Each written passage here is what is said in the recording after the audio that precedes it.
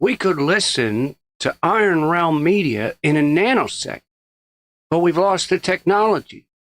And it's a hard process to rebuild truth frequency radio. And it's too bad, because Iron Realm Media is a wonderful program.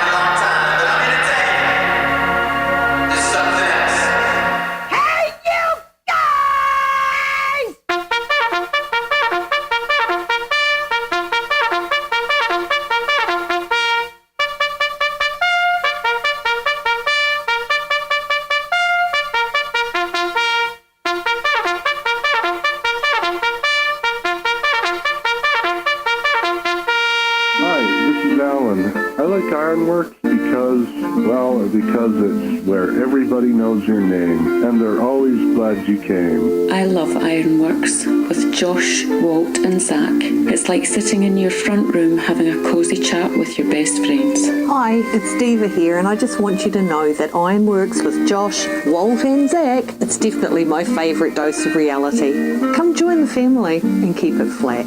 Why sleep in when you could get your dose of iron in the morning? Listen to the IRONWORX. This is Enlightened Dawn. Roses are red, violets are blue. Iron Realm Media is the best on the plane. To this show, I will forever be true. You guys are truly the best, and I love you guys. I'm so thankful to have you in my life. Do you like listening to space letters from Never a Straight Answer? Then tune in to the IRONWORX with Zack, Walter, and Josh. Break clear of the fear on the IRONWORX and become an Iron Scout. Good morning, good morning. We talked the whole night through. Good morning to you. Good morning, it's great to stay up late. Good morning to you. Good morning. Here. Wake up! Wake up! Wake up! Wake up! Wake up! Wake up! Wake up! What is dark matter? Okay, we don't know. That's great. That's why it's called dark. It's exactly. Everyone knows all reputable information comes from random people on the internet. Tell me things, internet. The earth is flat. It's like school in your hand. Okay, dark matter is something we do not know what it is. We believe the dark matter is there, but we have never detected it. Well, what I'm afraid of course, is that there is no dark matter out there. There was one? There is no dark matter out there. We need to think really hard,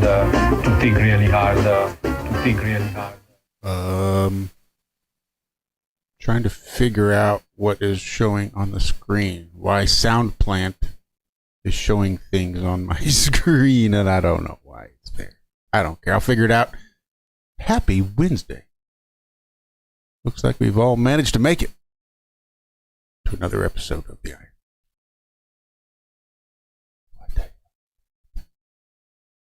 Sorry. Morning, fellas. How you doing? Hi, what are you looking at?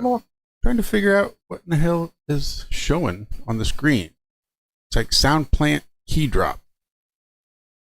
Makes sense. Except there's nothing from SoundPlant that should be showing.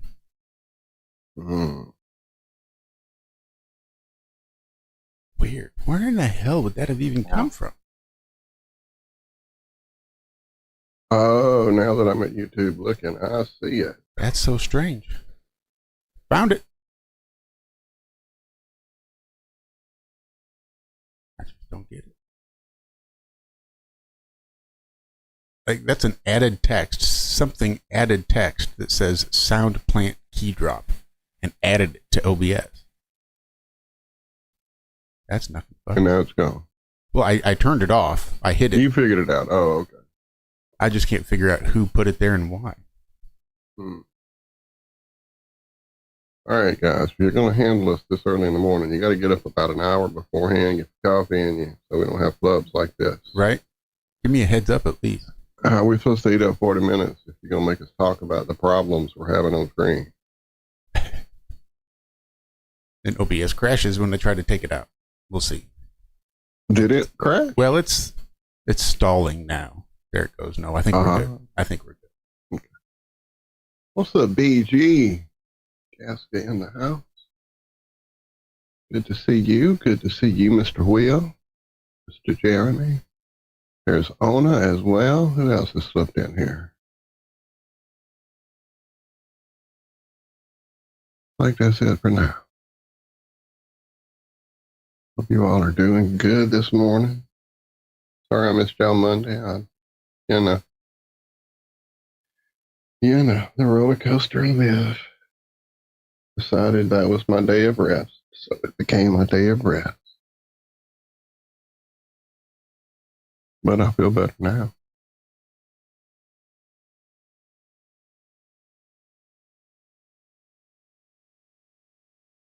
Regina is here. What's up, Regina? What happened, sir? Heard anything new about James Freeman? Oh, no, I haven't saw that when y'all dropped it, or Josh dropped it, but I haven't heard anything more. He may have.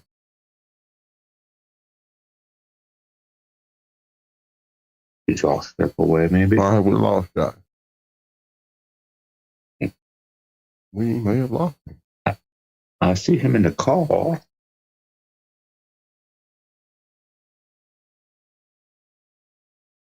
He might be fiddling with something. No, one of the First Amendment auditors who has made a huge change in his community, getting bad cops in trouble and stuff like that. He was arrested and they're holding him on $40,000 bond. And I haven't heard anything. I don't know, but this guy he wasn't one of those that got violent or anything like that. But he has a huge channel and he was making a big change. Every cop in his state probably knew who he was. And I'd really like to see some body cam footage or something like that of what actually transpired here. Because I'm not going to go, there's a bunch of people, oh, he's innocent 100%, blah, blah, blah. Well, good people make mistakes sometimes too. I don't know what happened. No clue. Not going to go defending a guy when I have zero, about what happened. But yeah, they were throwing the book at him in his pre-trial or whatever.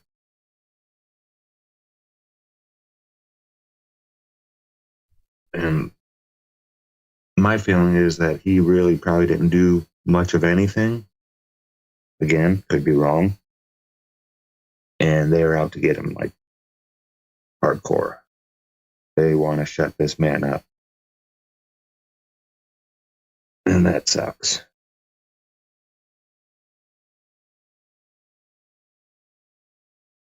But yeah, I haven't heard anything about it.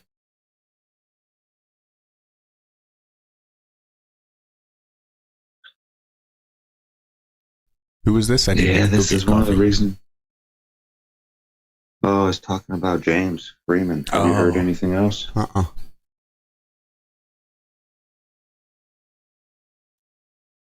Yeah, no, I've not. I was just saying, I don't know him from Adam.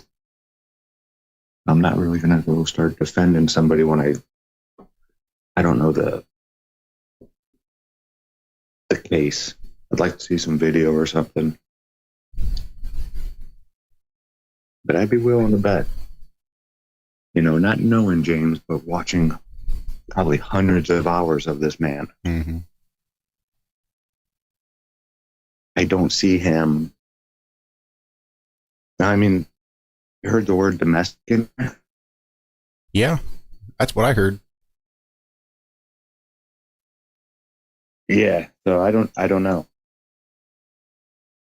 And, ships will make people do.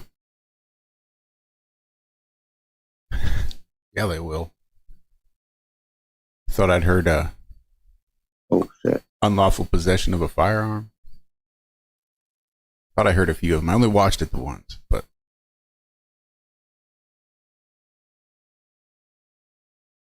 yeah, I'd be real curious to see that body cam footage. Surprised it's not out there.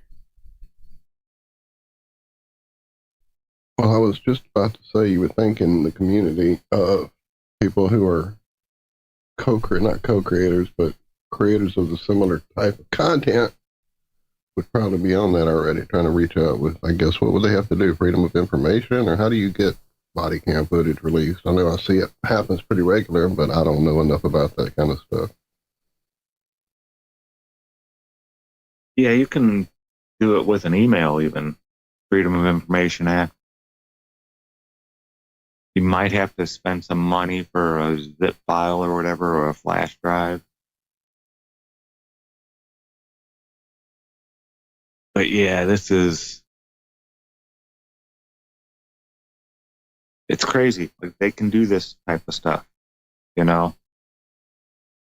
And for someone like him who's been... Welcome back. Sorry, just looking. You know, he's been a thorn in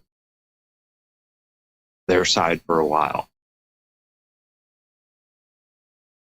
But I just can't see him as, you know, getting physical with the police. But emotions do get high, and they, you know, people do things they normally wouldn't do. Sometimes, I don't know. I know zero about. All I saw was his arraignment hearing.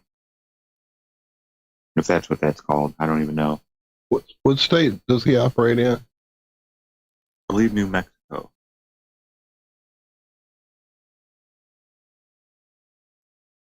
Isn't that right, Josh? I think that's right. Trouble is, it's hard to get any real information because most of the information that you're going to be shown doesn't come from him or even other auditors.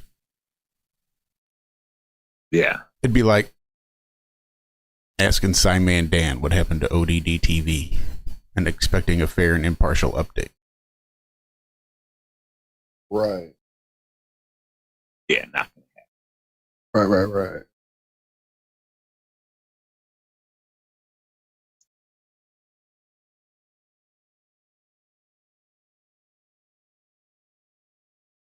Some kind of weapon involved, this or that, I don't know.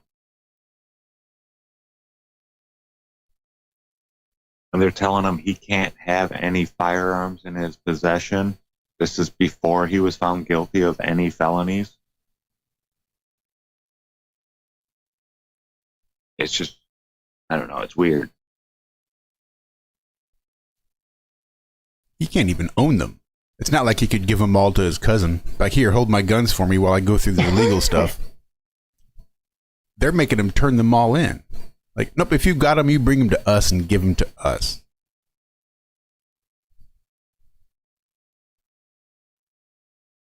DirectD did an hour thing about it yesterday. Did he? Streamed 1 day ago. Yeah. I kind of stopped watching. I listened to that today. He seemed a little bit like me too. He was always an ass. I'm good with people being an ass. I just feel like he's become like a targeted individual and is suffering the consequences of that. Uh-huh.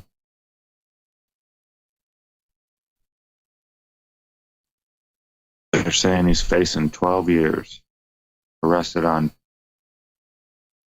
10 charges.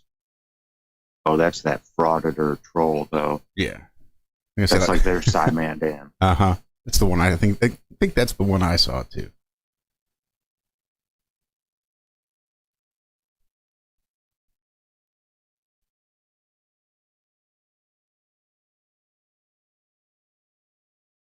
Oh, man. Believe it or not, I thought I saw him at the very first Flattoberfest. The big red beard. I went up and asked, because I was just catching some of his videos. I forgot his name. I walked up and I was like, "Are you First Amendment auditor?" He was just like, "No." But that's something that James would do. Right. It's exactly what he would say if you went up and asked James Freeman directly. Yeah. But a big red beard, that face. Or maybe he has a doppelganger.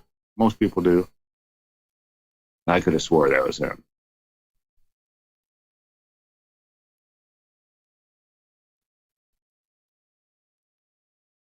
Oh, you see the Supreme Court going buck wild on gun laws? No, just shooting down all these different state laws and stuff like that. Saying, no, that's unconstitutional.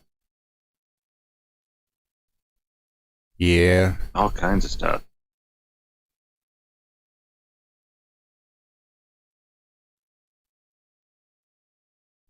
Take advantage while you can.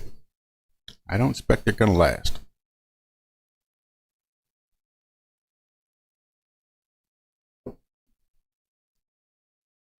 I get the impression first chance they get, Democrats are just going to stack the Supreme Court. Roll all that shit back. Now they're talking about term limits in the Supreme Court.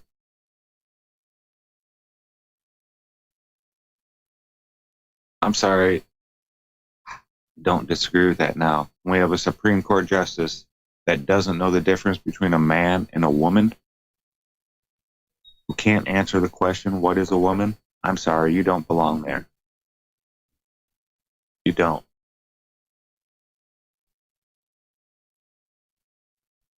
We need sane, rational people up there.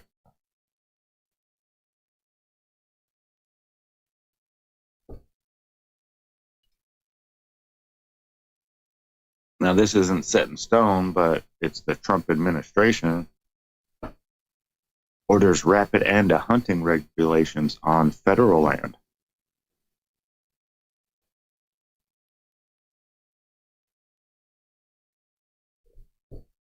Wow. Internal Interior Department documents show parks are imposing sweeping changes, like expanding areas where firearms can be used and allowing game to be cleaned in restrooms. I don't know about that. Come on. In a restroom, you can't just have a cleaning station? That just seems like that'd be some type of a health hazard. Yeah, it seems like it'd be a lot easier just to throw a piece of plywood up on some sawhorses and say, all right, here's where you clean. Yeah. Here's a hose. Yeah. Here's a hose and a board to cut on. Have fun. Right.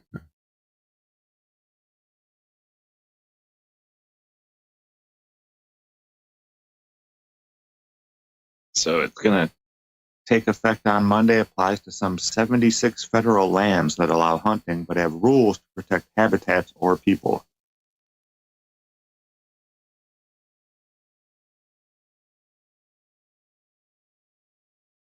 Okay, had prohibited firing weapons from, toward, or across trails. I could see not shooting across trails. Or even towards a trail. Towards them. Yeah. Shooting from a trail, I don't have any issue with that. Some Texas hunters had been barred from cleaning and processing game animals in restrooms. Maybe they do that down there. Only some? Is that what I heard you say? Only some of these hunters were banned? Like some could and some couldn't? That's weird. No, had been barred from cleaning. No, not some. All of them. In Texas. In the Ozarks there in Missouri, hunting dogs were required to have tags for safety. Those and many other requirements are now deleted.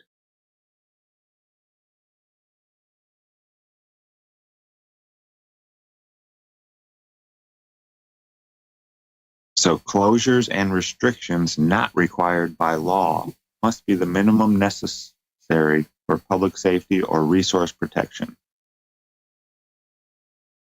Now, see, they've been closing down a lot of the parks. Like these huge national parks that we had we can now access I don't know what it is now after this, but it was like some of them were cut down to like 15%.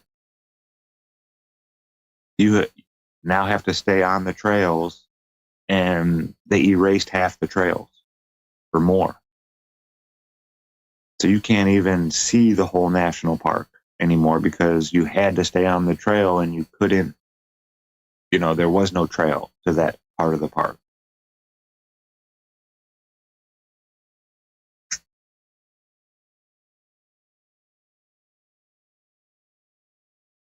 Wow. Last year, the Interior Department allowed hunting across 87,000 new acres at national wildlife refuges and hatcheries.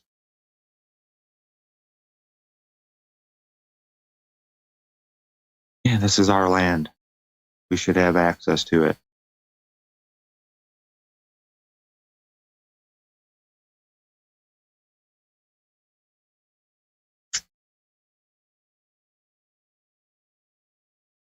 A new bill would raise the federal minimum wage to $25. What? That ain't gonna pass.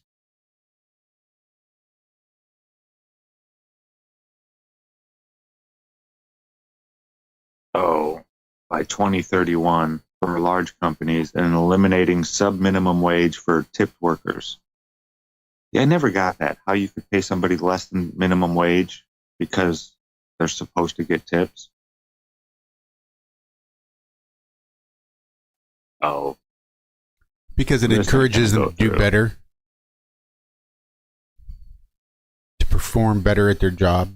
If they get paid specifically, part of their pay comes directly as a result of their performance, as opposed to just being clocked in for the hour that they're there. They get that, but they also have to earn the rest of their money.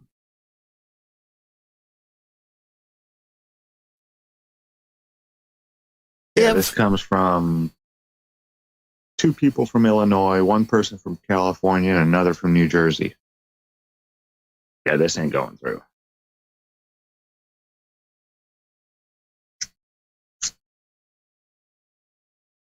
I would be willing to do it. It's a nice idea, right? I'm even willing to accept the fact that they probably deserve more than $2.13 an hour. Oh, absolutely.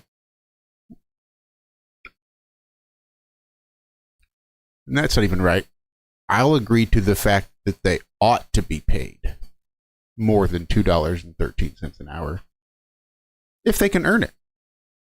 Like if you were focused on customer service and delivered outstanding customer service, well, you're making a shit ton more than $2.13 an hour. That's simple. Your job is to provide customer service, and you get paid as a direct result of your ability to provide that customer service. Then it's kind of a no-brainer. Like, if I get paid by the hour, I don't sit at home and wonder, well, why aren't they paying me? I should have a minimum wage. I'm alive, aren't I? I exist, don't I? You should be paying me something. Well, no, you got to go in there, you got to clock in, and you got to do the job you're paid to do. Then they'll pay you for it. Just this idea, well, because you exist, you should get paid more. Like if you're going to pay servers less than minimum wage on top of tips, then seems to me like we should just be pooling all tips and then everybody gets a tip.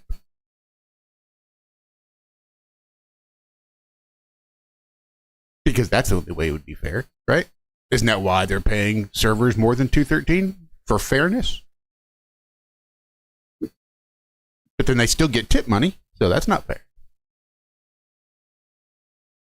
Cooks don't get tipped out. See what some of these wackos are trying to push for abortion laws in California? They're getting petitions signed for abortion up to 7 days after birth. Get the fuck out of here. I'd double check that. I swear. And there were people agreeing with it. Yeah, again, that's like saying I don't want to pay for my child's college. He's not doing too good. He's a sophomore in college, and it's getting real fucking expensive. And I've decided to have an abortion. No, it's a little bit longer than 7 days after I gave birth. It's like 20 years, but yeah, I'm not sure that's what qualifies as an abortion. Just killing a person that's born and on this planet, I think, does not qualify as an abortion. Well, they're saying that if you decide to neglect your baby and not feed it and care for it and it dies in the first 7 days, then that's okay.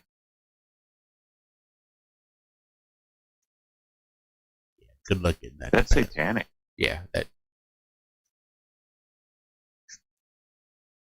I don't see how you could decriminalize child neglect. How is that any different than a 3-year-old? Say that out loud on video and defend it.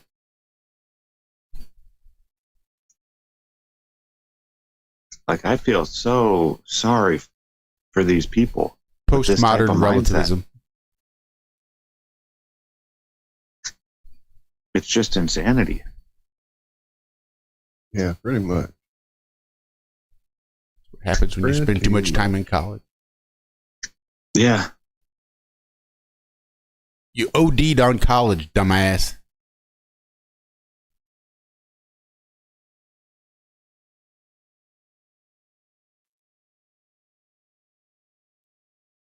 Sorry, I'm playing catch up in chat, and I see Don mentioning that some places share the tips. That's how it used to be as a blackjack dealer. It didn't matter if you pull in $8,000 tipping that night. That was a swinger too. Out.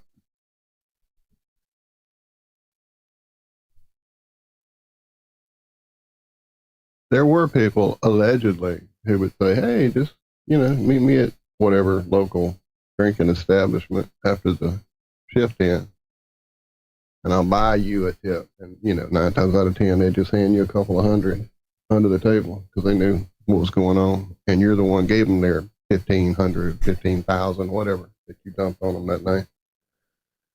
So once word got around that was how tips were dealt with, it quickly became a thing that we actively were warned against doing, and that if we were caught doing, I was like, how you gonna prove what that dude handed me money about at some bar in some place you don't even have any control over? But yeah.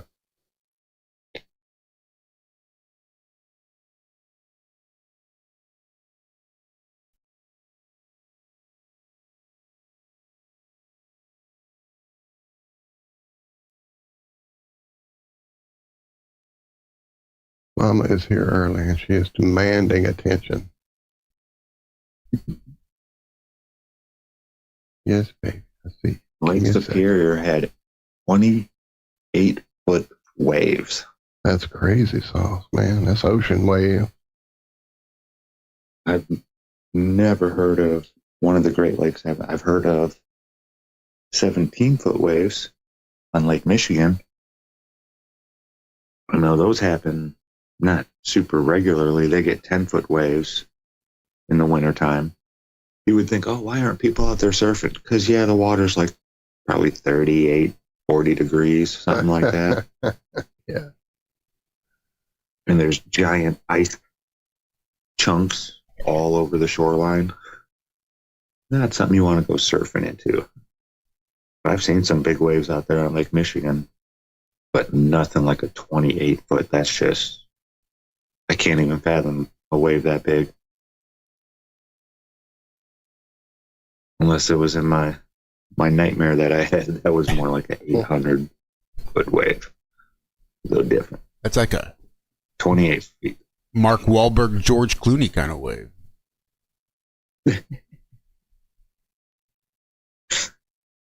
Wow, that's some big waves.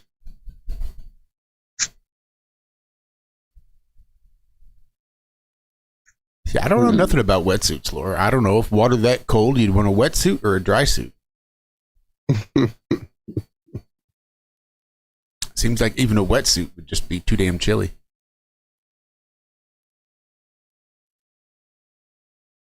Gotta keep, yeah. I think I'd want all that water to stay out, no matter what.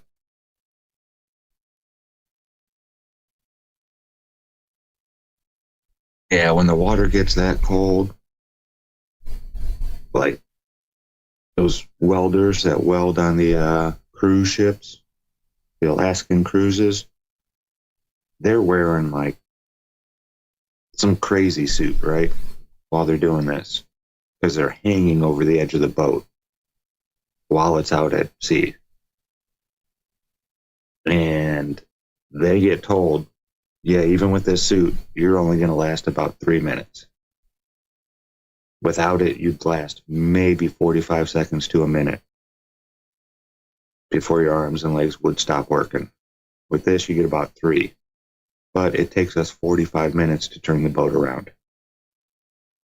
So don't fall in. So apparently, if you're scuba diving in early spring, late fall, or in the winter, or most of the summer, they recommend a wetsuit. No, I mean a dry suit in the Great Lakes. If you're swimming in the Great Lakes, they recommend a dry suit for like 90% of the year. Like there's a small portion of the summertime where they say you can probably wear a wetsuit, but they definitely are recommending dry suits.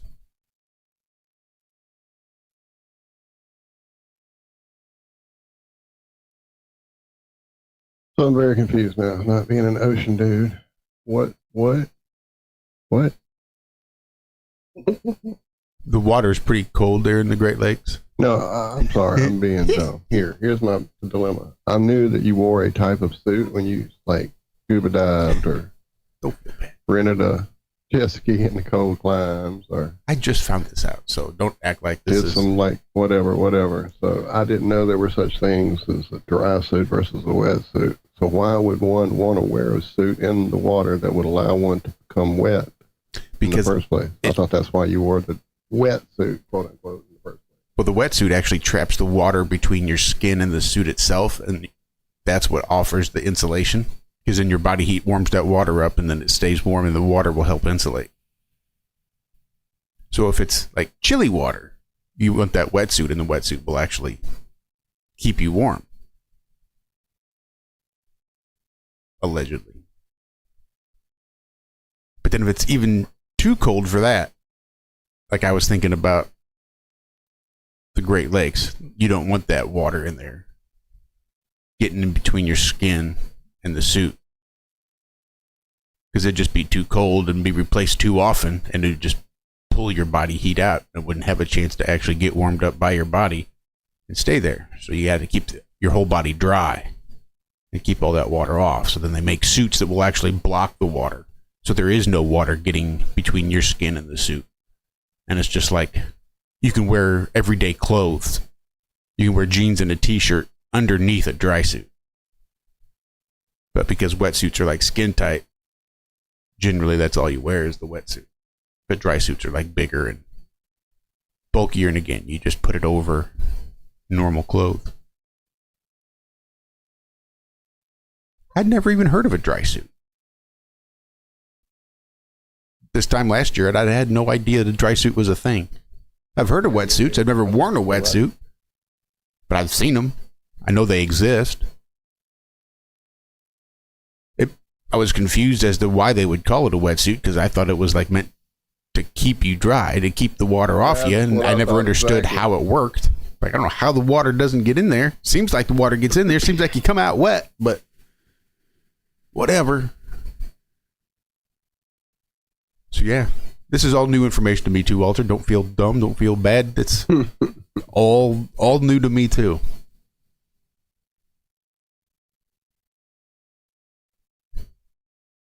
Drive safely, Regina. Be careful, Regina. Yep.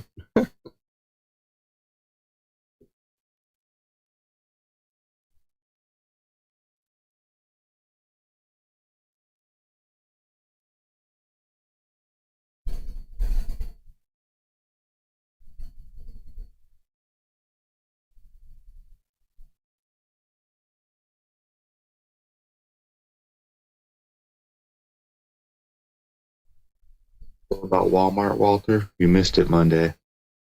No, tell me what.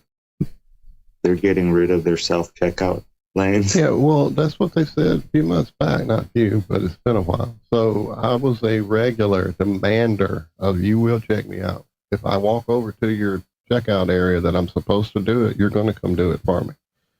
If you don't walk over there and meet up with me by knowing that I'm that guy that's going to bitch about it till somebody does it, then you'll know that as soon as I scan my second item and it shuts down the whole system and it says associate help needed, then you're going to have to come do it anyway. So why don't we just skip that extra stage and you do it? This is your fucking job and I'm not trained on your fucking machine. Anyway, so yeah, I was a regular avoider of that part of anybody's store, especially fucking Walmart. And then one day I get in there and that whole area is roped off.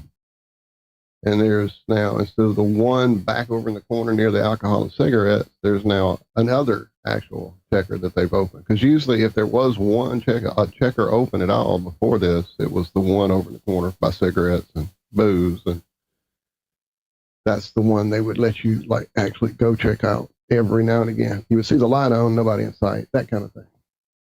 And then, like I said, suddenly they had 2 whole lanes open and the whole self-checkout was shut down. And that went on for maybe 6 or 8 visits. And I was all excited, like really. And there were stories going around about how it had blown up in their face and people were stealing shit left and right. And they were tired of it. So they were shutting them down. And so at that point, I assumed they would be the first to go. And then maybe like dominoes, the rest of the idiot fucks would follow.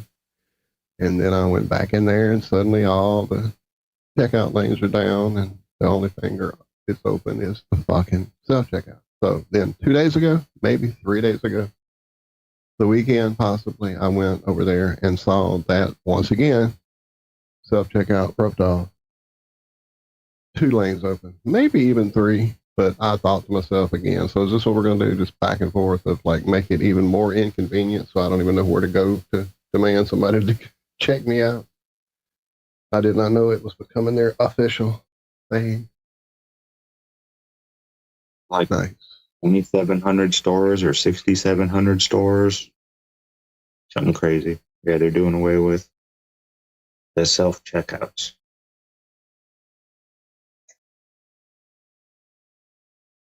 I mean, you could watch thousands of hours of cops just sitting outside these stores because there's so many people stealing, taking a tag off a 99-cent item and just scanning that over and over for every item, not scanning half the items. Like, yeah, you could just sit there all day and watch video after video after video of people doing this and getting caught. It was a bad idea in the first place. Let's do away with it now. I'm not convinced it's a bad idea. To try to make it... Well, it's a good idea if people are good, right? But we can't set up society like that. You have to set up society to stop bad people from being bad. Not to make it so good people can be better, because bad people are going to take advantage of that. It's just how it sucks, having to set things up that way. Well, we don't have to set things up that way. I think that'd be a strong argument for doing away with the Second Amendment. We just got to stop bad people from being... It sucks. Good people don't get to be good, but we have to set up our society in such a way that we can stop bad people from being worse. And guns will make bad people be worse. Well, on the other hand, guns stop bad people from being worse when good people have them. True, but we don't set up society allowing good people to be better. We have to set up our society to stop bad people from being worse. It's not saying that good people are going to be better because they have the gun. They have the gun to defend themselves from the bad people. Yeah. But unfortunately, their rights don't supersede the rights of everybody else's safety to prevent bad people from becoming there. That's why we had to do away with self-checkout, remember?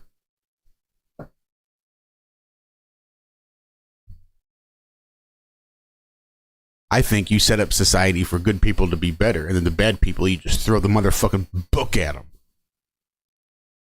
This is what happens when you're not good in a society that wants people to be good. you get punished for it.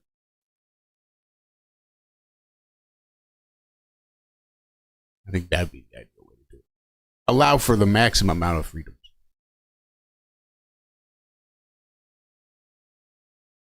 Ooh. All right. Cigarettes were made. I forgot to make my smokes fast. I'm going to spend $10 on a pack of cigarettes. That's insane. Yeah, that's a little ridiculous. Ridiculous. Did you see Probably not. Daryl Davis shared a post on Facebook about nicotine and how it isn't just in tobacco. It is not addictive. It's in eggplants and peppers and tomatoes, and your body has 120 trillion cells with nicotine receptors. Now, why would the creator design your body to accept something that is so horribly wrong and bad for you? Or is it all the bullshit they spray on tobacco? All these chemicals added for this and that and flame retardant stuff and this, and maybe that's the stuff that's really not good for you. Because I can take a cup of clean water, put a bunch of poison in it, give it to you, and it's not going to be good for you no more.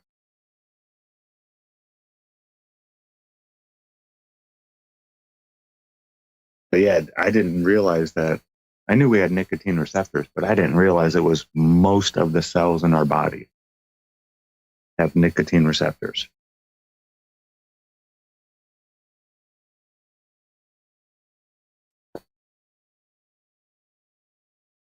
And it has major health benefits, keeping your body doing what it's supposed to do.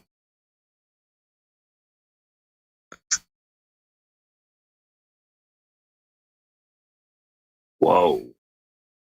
Did you guys hear that through that? Probably not. I got the noise suppression.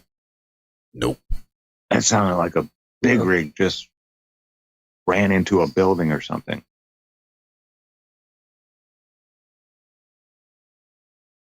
That was a big boom.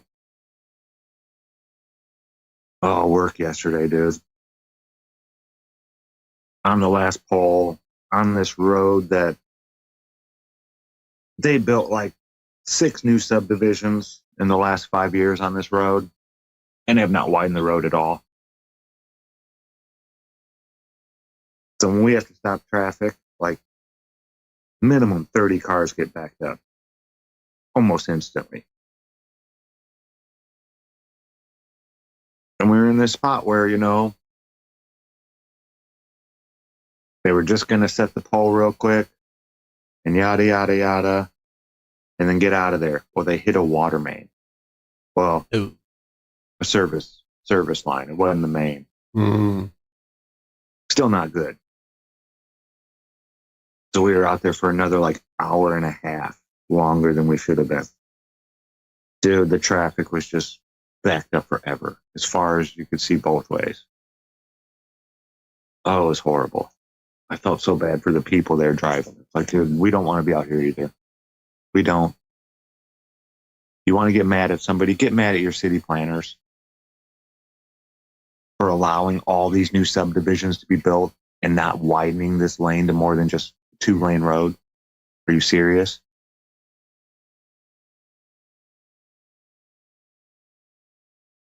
Yeah, it gets a little frustrating.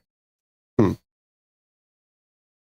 the people, like the guys I was working with, they're all from Puerto Rico, broken English. A lot of these, they can't understand the people with the southern accents. People with the southern accents can't understand them. So I'm on the phone with the water company, trying to relay messages back and forth between these people. Yeah, it was just a big old mess.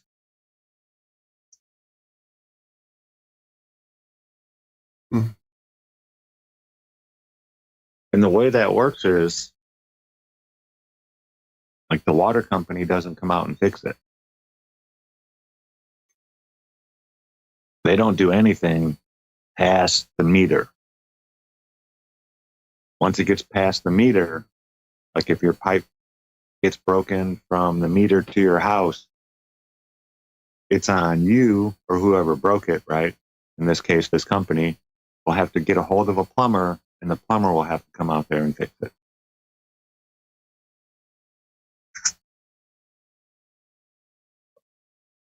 I did not know that.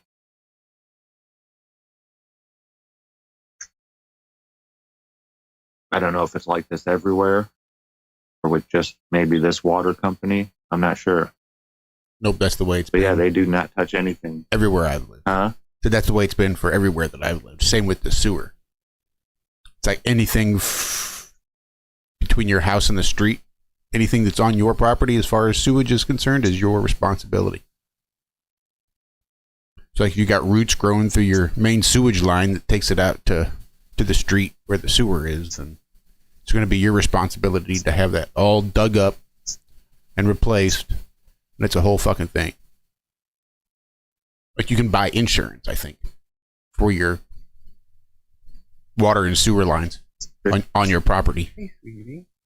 Just for that reason. It's so fucking expensive to fix. Oh yeah, dude, a cracked pipe like that down there, I think it cost us, like, this was 20 years ago, $2,000.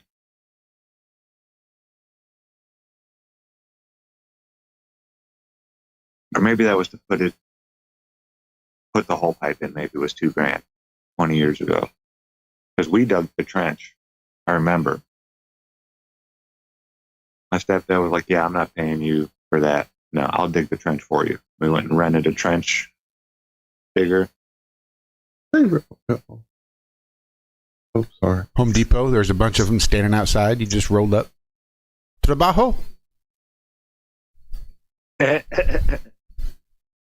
Don't mind me. I'm just renting a trench digger.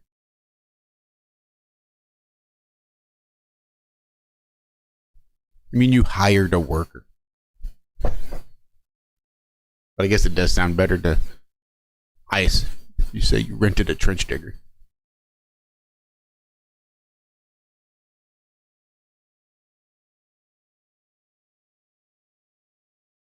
It looks like it says Russia declares a truce in Ukraine to mark Victory Day. Kiev says it'll cease fire 2 days earlier.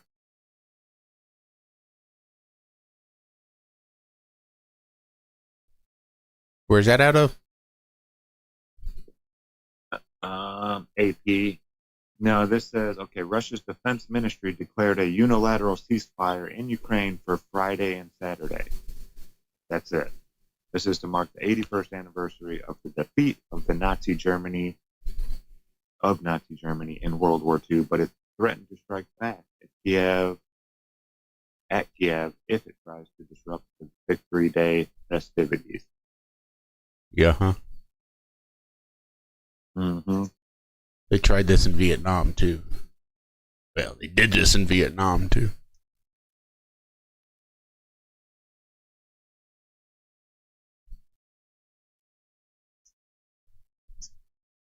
The Tet offensive, I think. Some guys walking. Sorry. No, you go ahead. I was just unable to control my. It says two hikers stumbled on an old rusted aluminum can in the forest. Decided to pick it up, get it out of the forest, and found that it held 600 gold coins inside an aluminum can for $330,000.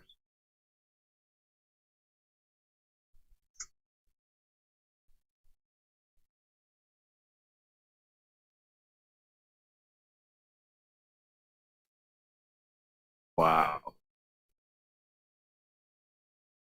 So two hikers worked it loose and opened it. Inside, 598 gold coins sat stacked in 11 tight columns, each bundle wrapped in black cloth.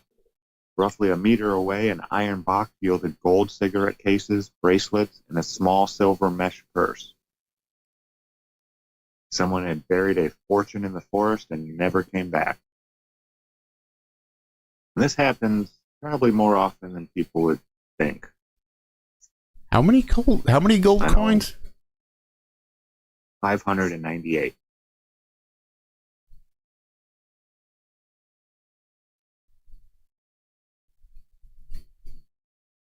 I don't understand how you're going to get 11 tight columns inside of a soda can. Well, they're not very big coins. Yeah, they got to be real small. I was just thinking, like, I'm not good at maths, but even a rough estimate in my brain pan says that 600 gold coins should equal a lot more than $330,000 if they're like 1 ounce coins. So too. If they're 1 ounce coins. So They said it all together came to be a 7 kilogram haul. It's like what, 17 pounds, 18 pounds, something like that. But you got the purse and the cigarette cases. If that's the solid gold cigarette case, that fucker's going to weigh quite a bit by itself. Yeah. But that's like $550 a coin. If it's $330,000 divided by 600 coins.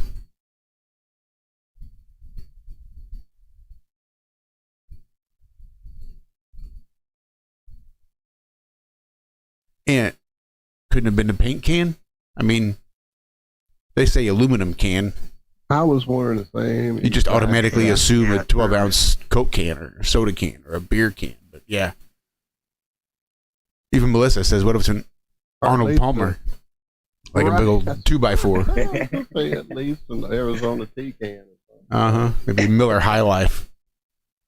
32-ounce can. But then again, even bigger paint cans. But yeah, a paint can would be an aluminum can. And easier to seal back once it's opened and dealt with. And then you want to bury it. 'Cause I was thinking, okay, so you got your coins in there. Now how do you seal that Coke can or whatever back up? You know, beer can, whatever.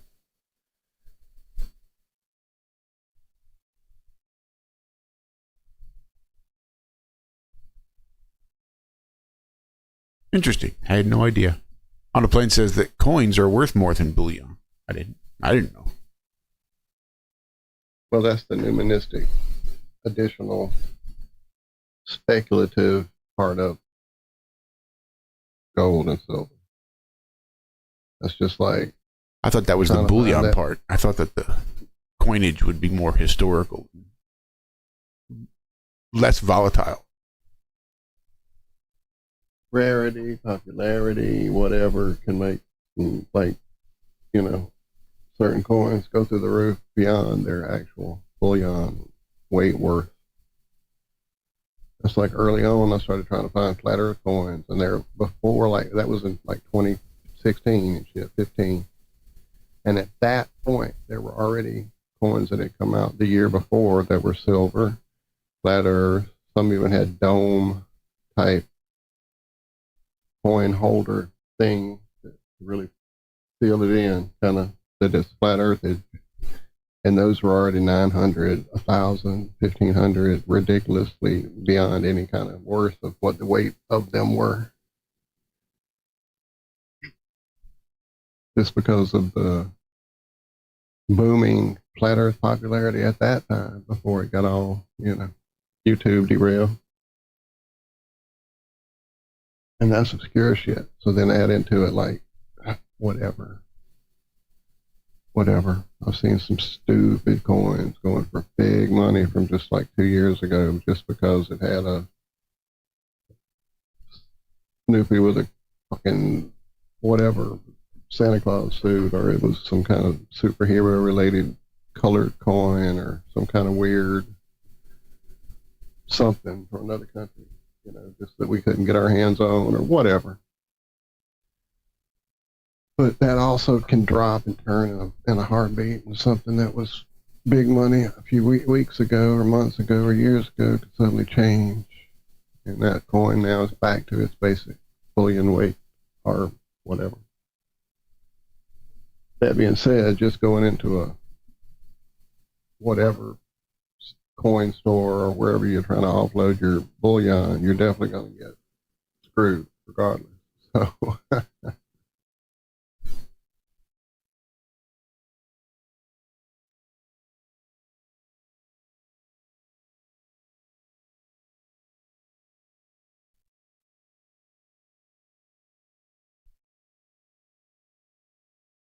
I haven't looked at the old market today or 7.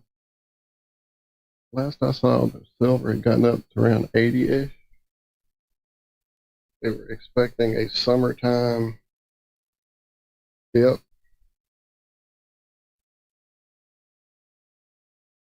Let's go see, shall we? As of this morning, gold is selling for $4,702.20 an ounce, an increase of $142.70 over the last trading day.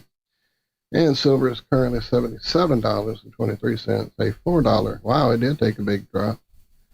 A $4 increase. Because it was around 80 last time I looked. Apparently it dropped considerably for it to come up $4 just to hit 77 again.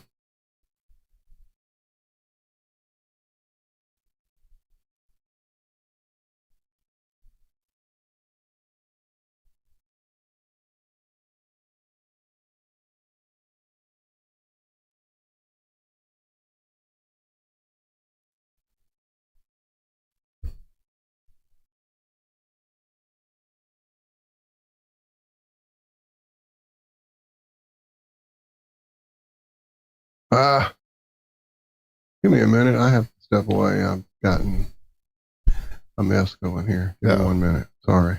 No.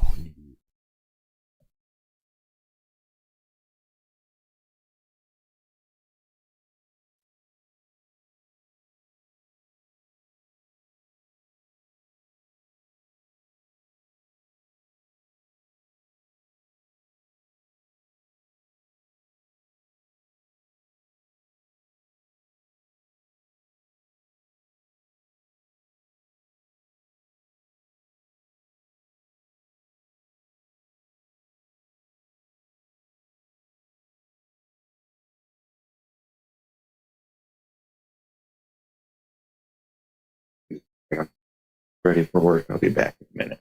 All right.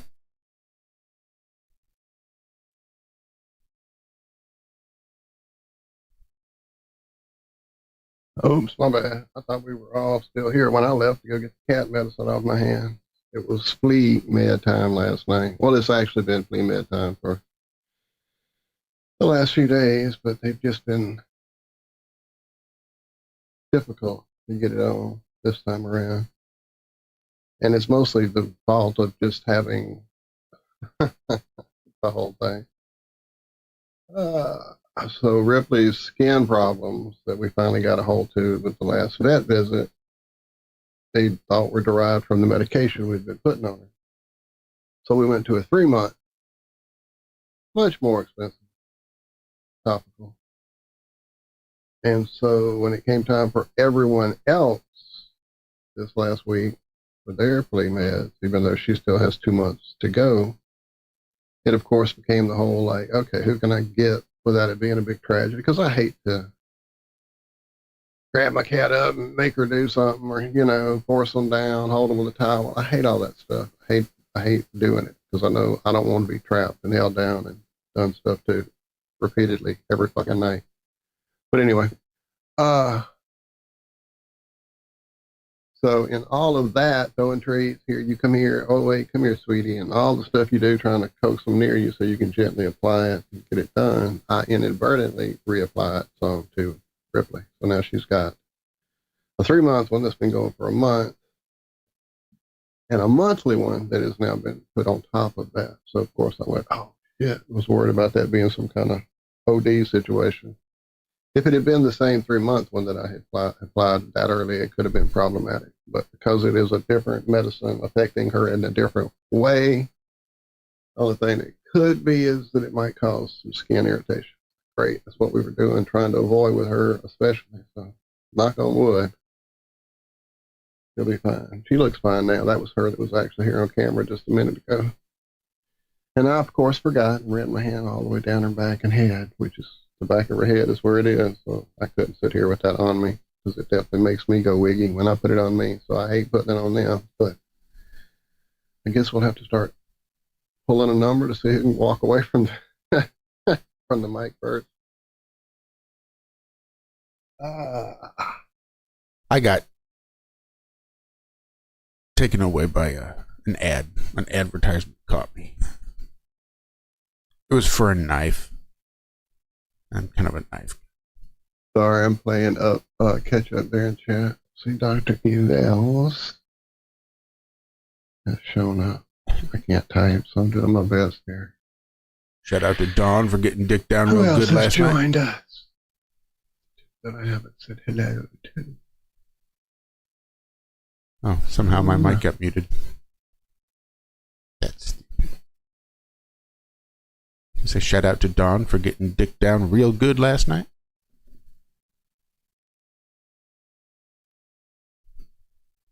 But I was distracted by an advertisement for a knife. Being in the Marine Corps, I was used to seeing K-bar knives. Not unfamiliar with a Marine Corps K-bar knife. It's a good knife. It's an expensive knife if you want to try to buy it now. They're usually relatively expensive. Well, apparently, K-bar also makes knives for the USSF, which is the United States Space Force. It's a pretty sharp knife. It's got a nice like sky blue handle on a almost like a stonewash matte gray blade. Looks pretty sharp. And I just thought, well, it looks nice, but even, well, it's K-bar, and they're making it for the Space Force. So what do you think they call the knife? It's a space bar. Space. Mm-hmm. Space bar. And I just couldn't resist. So I had to click. It's $100 on Amazon. It's not terribly bad. That's from K-bar.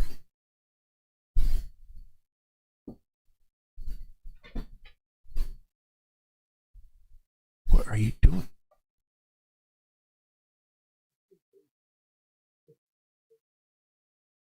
I was thinking the same thing, Brian. The enemy cannot push a button if you disable his hand.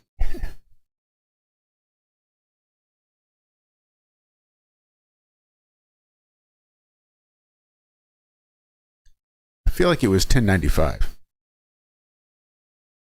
But I might be wrong, Justin.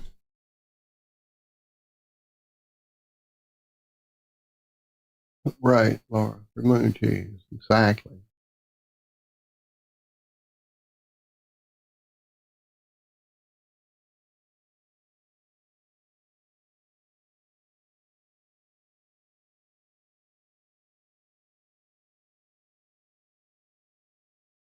So being into comedy as I am, we happened to notice this.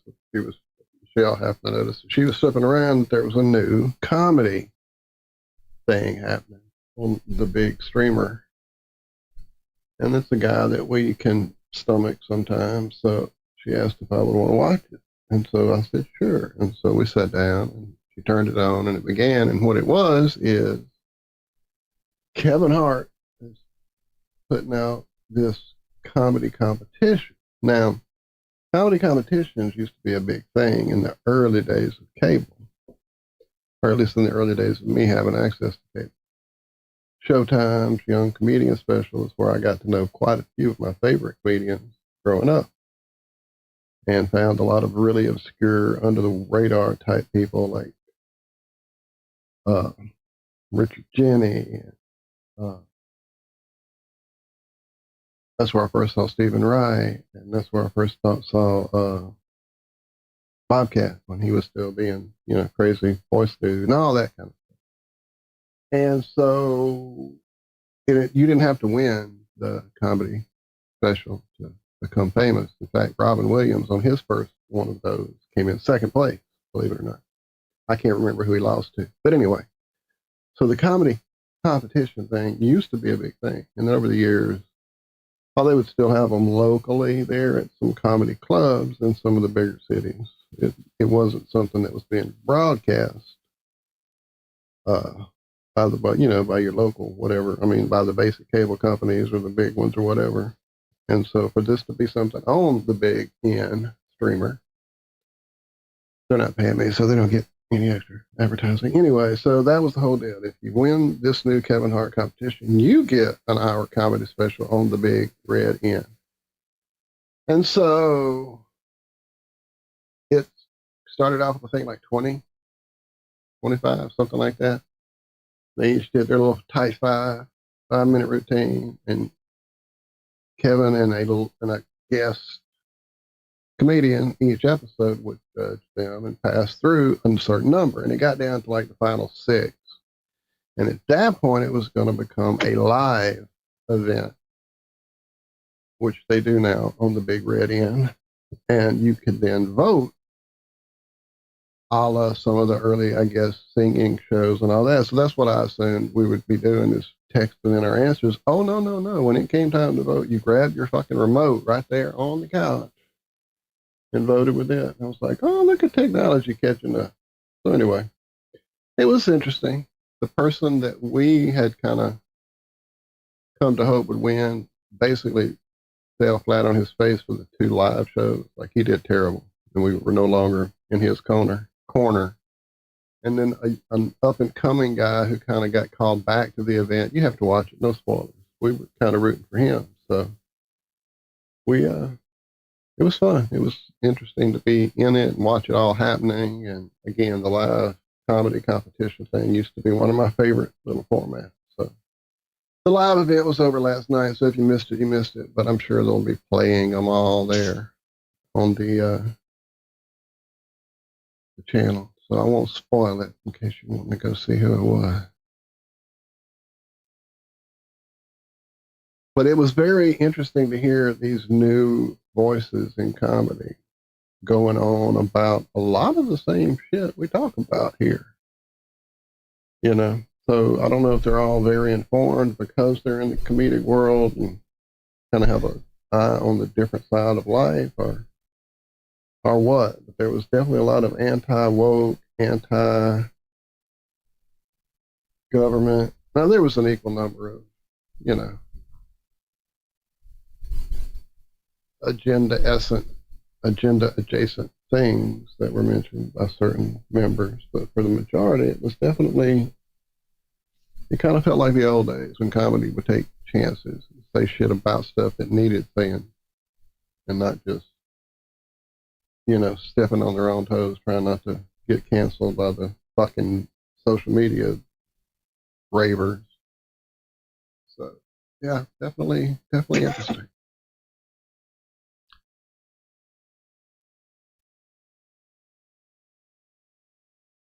Don, I think there's a lot to that.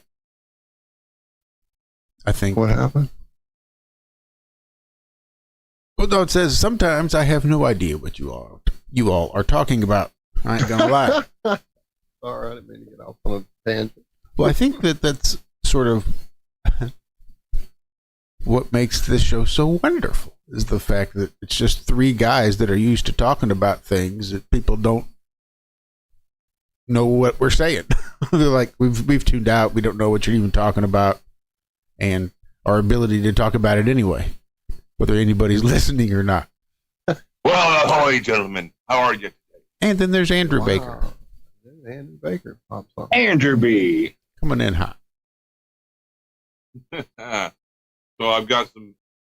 I'm not really sure if this is like really bad news or good news. But I'll share my screen either way. Sure. Okay, so here we go. This is again, obviously space.com, my favorite comedy place to go to. And Trump's proposed NASA budget is a horrible threat to our future in space planetary society, CEO says. I didn't even know this thing even existed until I looked it up. Our job is to stand up, sound the alarm, and make sure that everyone understands this proposal should not move forward.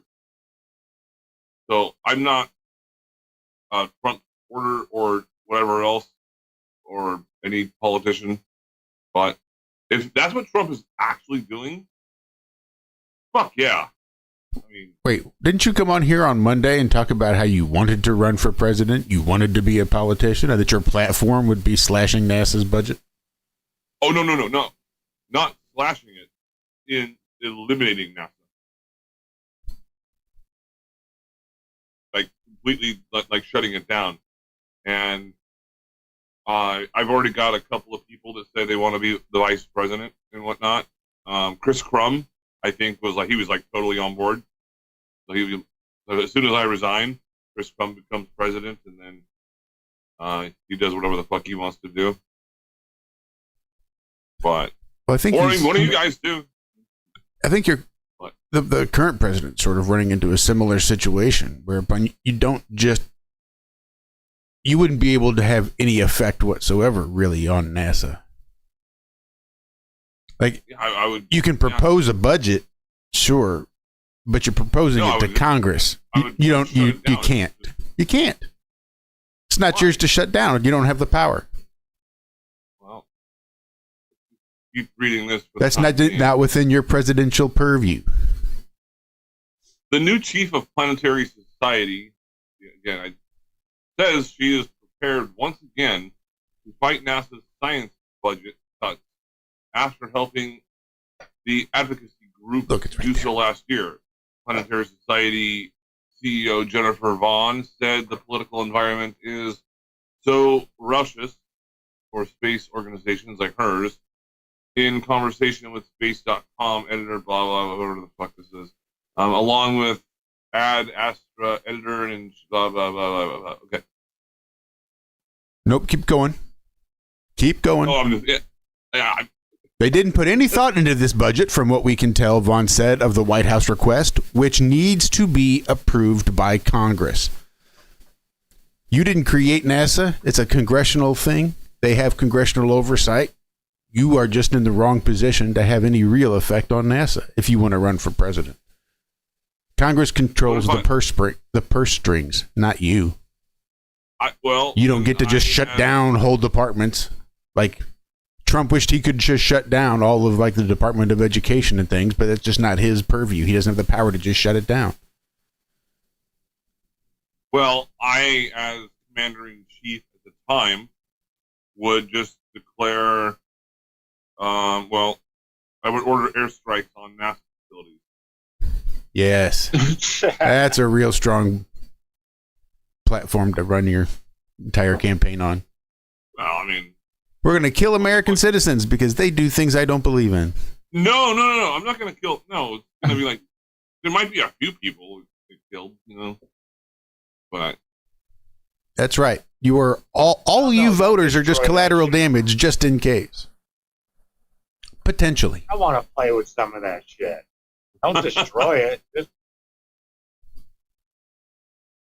so you're saying that fire all the people that are working there.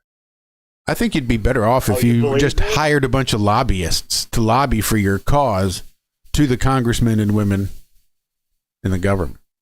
Okay. Then you can affect the vote in Congress, and then you can change. A little bit of a good PR doesn't hurt either. Some nice brainwashing repetition about how bad NASA is. If you could start a podcast or something, maybe go 2-3 mornings out of the week, run that for a decade, and maybe people will be able to come to terms with the fact that NASA doesn't need to be around. Then they can vote new congressmen in that are definitely going to adjust the budget of NASA in a positive direction, the way that President Trump suggests in this. All right, and moving forward with this one, so what's her fucking name? Vaughn something? Jennifer Vaughn. Okay. Now from here, Vaughn took over the role from Bill Nye earlier this year. The new Planetary Society CEO said NASA is having an exciting time in space these days due to due in large part to the historic Artemis II mission. Now, is she a failed comedian as well? I wonder. That looks Bachelor's degree. Yeah, she ran a kids show or something. And what is wrong with her teeth? No, that's truly what Bill Nye was. He was a stand-up comedian that sucked ass, deflated every room he ever appeared in. And then he went, oh, I guess I can maybe entertain children with my limited talent, and went from there. Yeah, he has a bachelor's degree in mechanical engineering. Like, oh, cool. Like one of the easiest He's forms. a scientist now. Really, are engineers considered scientists? I know, like, molecular engineer, biological engineer, stuff like that, okay, but mechanical engineer? No, I think they're completely separate categories. I think you would probably divide that into a whole separate category if you were to divide subject matters. Like science would be a category. Technology would be a category. Engineering. Apparently these cuts, these NASA budget cuts, but the cuts, he said, pose a horrible threat to our future, especially the scientific exploration of space, which is what we're all about. Wow, I didn't know that space exploration was so important because it doesn't exist. Well, she means their future. Not like the collective, but the people that are getting paid by NASA. Haven't you seen the terrible job that us humans are doing running the old Earth here? And that is the sky in the pie, or pie in the sky dream of NASA, is to create that Dyson sphere and launch it going to the next Earth. They keep discovering them every other week. Some's got diamonds, some smell like steak. You know, they figured it out and they know what they're doing. Yeah, they're that's what they that said. way so we can have a new home, since we obviously have fucked this one up beyond repair. Let's definitely not try to buckle down and figure out how to treat the Earth better. Let's just say, fuck it, toss it over our shoulder and move on to the next one so we can fucking strip mine it. Yeah, I wonder how people can actually smell a vacuum. I never understood that one myself, but apparently that's what some astronauts have said. I think that was, I don't know, a couple people I think said that. Oh yeah, it smells like burnt steak. Really? Well, when I stepped outside, I took a big deep breath, and that's what it smelled like. Like a deep breath of Vacuum. Speaking of professional con men, did you hear what Al Gore has to say now? No. He's taking the internet back away from it. It's mine. I'm it's going no longer home. Global warming. It's going to be an ice. We're going into a new ice age. So he needs your finally. to stop it. Finally. Man, I've been waiting for this for so long. Now that we're 10 years past his 20-year prediction and none of that shit happened, I guess he's got to change his prediction. Well, actually... Make a new DVD that'll be sold for 25 cents at the checkout lane. And kids will be forced to watch in school. And Dawn has joined in. Good morning, Dawn. Good morning. Sorry, I was having trouble. Oh. Good morning. Good. How are you doing Happy today? Wednesday. I'm doing okay. How are you? Not bad. On my way to work. You Hoping go that in I'm so not. early. Yeah. But it takes for the power to stay running. Mm-hmm. Well, we thank you for that. Yeah, it's my pleasure. I enjoy the power too.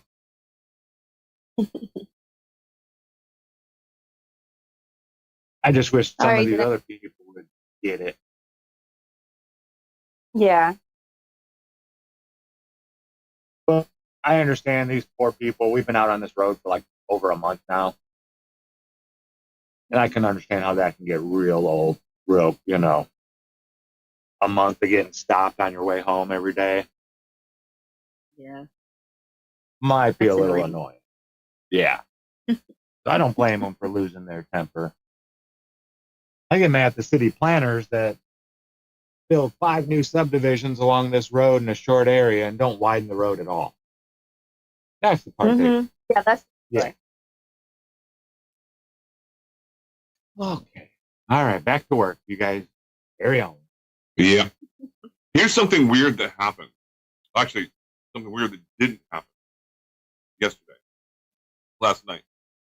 Last night was Cinco de Mayo. I didn't hear a single firework or anything at all. I didn't hear any of that trumpet music and whatnot. I don't know what happened. I live in a very heavily Mexican populated area. Not a single, nothing. It was quiet. I think we're about to go into some sort of a weird situation. And Mexicans don't even celebrate Cinco de Mayo and piss off their neighbors anymore.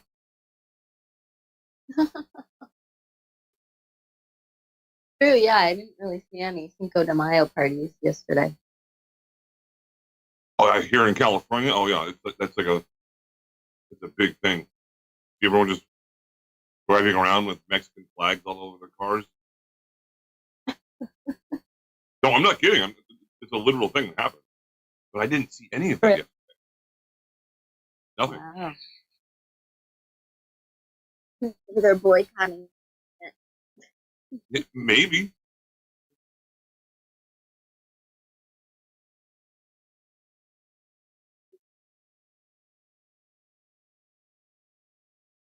So, moving on, I know I stopped sharing. Yeah. It says, while Artemis 2 was on its way to the moon, and on Good Friday as well as Passover, the Trump administration dropped a 23% cut to the agency that would slash spending in fiscal year 2027 to $18.8 billion. So, I haven't done the math on that one yet, but Josh, you're saying that I couldn't eliminate Congress? Well, I'm sorry, not Congress, NASA, but I could just shut off their funding. I mean, couldn't I? I'd give them like, I don't know, $500,000 a year. That would be for like tickets. And they would probably get the same amount of shit done. Probably true.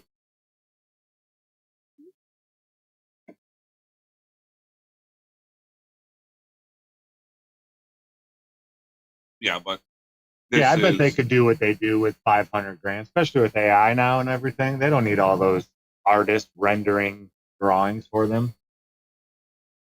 Oh, they could probably do it for less than 500,000 now. I mean, all they have to do is sign up for like the $200 a month Chat GPT account.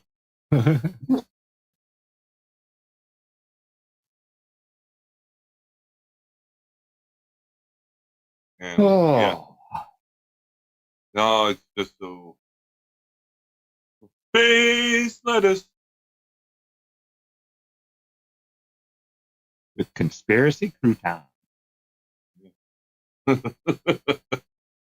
This is actually a really long article. Wow. Holy shit. This goes on for quite some time. But is it AI written? I don't know. Nowadays, it's damn near impossible to tell. But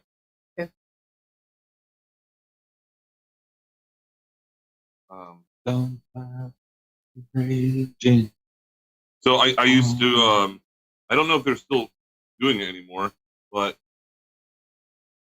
I used to go on this one channel and they would do this they called it Planet Retard Report. Mm-hmm.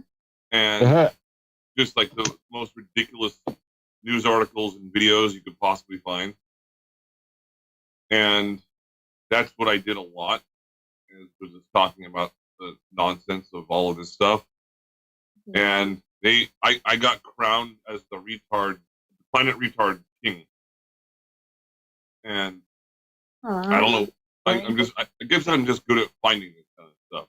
I don't know why my attention just zones in like, "Boo, you have to go here now."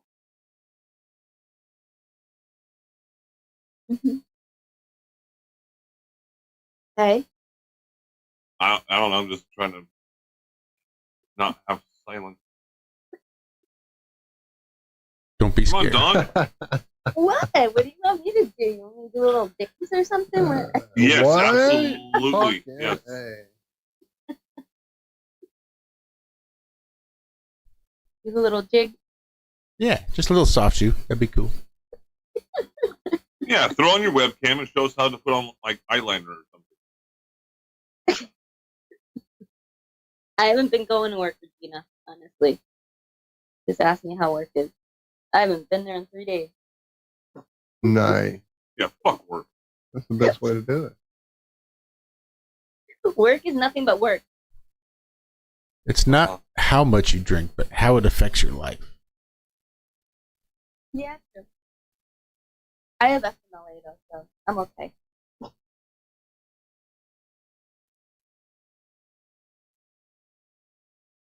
I'm going today. I'm not judging anybody. Look, not that I don't care, but it's just not a business. No, I got hacked. So I was like freaking out for the past couple days. Someone hacked my Snapchat and decided to post a picture that didn't belong there. Uh-oh. Yeah. So my husband wants me to close my account. I haven't yet, but I think I might.